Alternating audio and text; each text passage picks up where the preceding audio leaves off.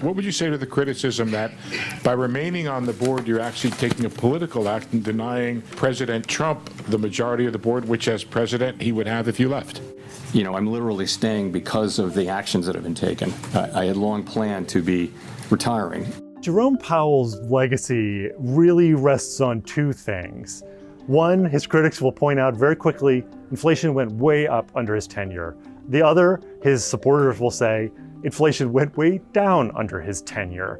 And that happened without causing a recession. Years later, it still hasn't materialized. The US economy is humming along. As much as anything else, I think he's going to be remembered for failing on inflation. Transitory is going to be a word that will follow his legacy forever. But also, I think there was an issue of power. The president maintains authority over virtually every single body of power in the United States. Powell pushed back in a way that almost nobody else has against the president.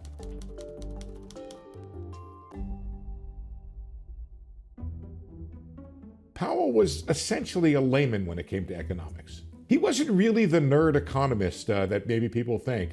He was schooled as a Fed governor and schooled in general economics, but he wasn't an economist the way his two predecessors were. Ultimately, Obama, who brought him to the Fed, Trump made him Fed chair. Now, if we look back into the late teens, the Fed had been raising rates steadily, but ran into a wall when it looked like the economy was starting to weaken. This was basically the first time that President Trump first went after the Fed. Powell has just really struggled with this during the course of his tenure, figuring out where that right interest rate level would be. The spread of the coronavirus has brought new challenges and risks. The virus and the measures that are being taken to contain it will surely weigh on economic activity, both here and abroad, for some time. He'll be remembered for his actions during the COVID crisis.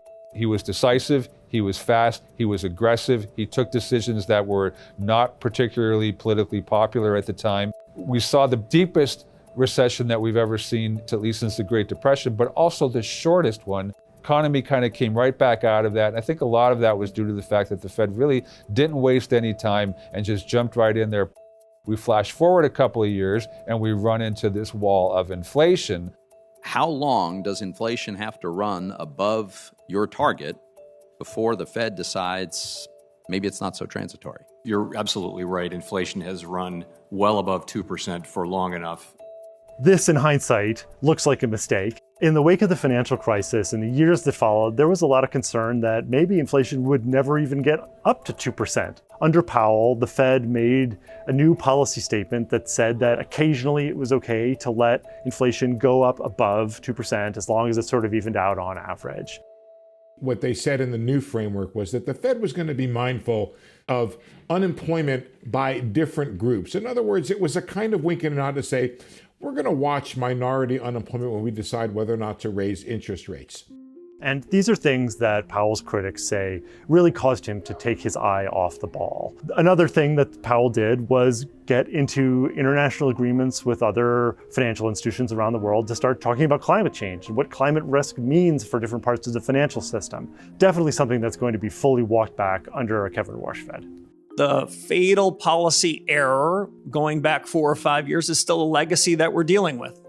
We need, in my judgment, fundamental policy reforms to fix it. What Warsh can learn from Powell is to be humble before the fates of the economy. I think the lesson has to be, don't be too doctrinaire or dogmatic about what you want to do policy-wise, because realities come along and change that. Historical precedent would suggest that Powell walks away when his term as chair is finished. However, he's going to stay for what he said was an indeterminate amount of time. I've said that I will not leave the board until this investigation is well and truly over with transparency and finality, and I stand by that.